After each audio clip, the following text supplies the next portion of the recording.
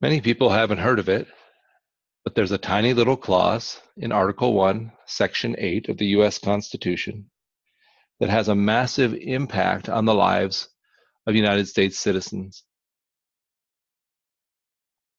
You can probably guess from the slide up on the screen, but this is called the Commerce Clause. And in Section 8, Clause 3, it states that Congress has the power to regulate commerce with foreign nations and among several states and with the Indian tribes. Seems innocuous, seems tiny, but that one clause has given Congress a great deal of authority. And here's why. If I have a good that I'm producing in Arizona and selling in Texas, then I am subject to Congress's authority.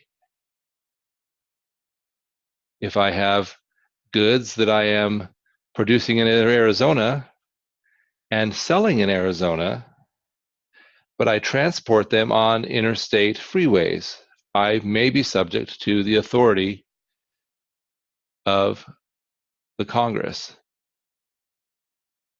So sometimes activities that seem completely local may actually be a case of federal law. I will give you an example. The Congress has used the Commerce Clause to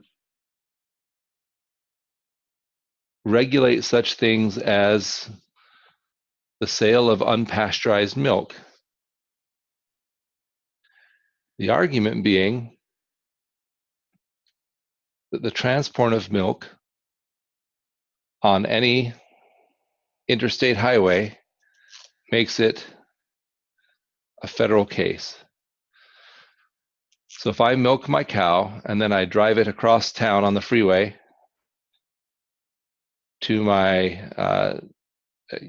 customer, and I sell it to them as raw milk because they want raw milk and they like raw milk, the Food and Drug Administration, who was created by the authority of Congress, can in essence say you can't do that because it's unsafe. And I'll have a very hard time challenging that because the courts have consistently interpreted over the years that the Commerce Clause gives Congress that authority. There are some states who are challenging this. Some states that saying firearms, as an example, manufactured in one state and then sold in that state should not fall under the regulations of the Bureau of Alcohol, Tobacco, and Firearms or the Department of Justice in any way because they're purely a state issue.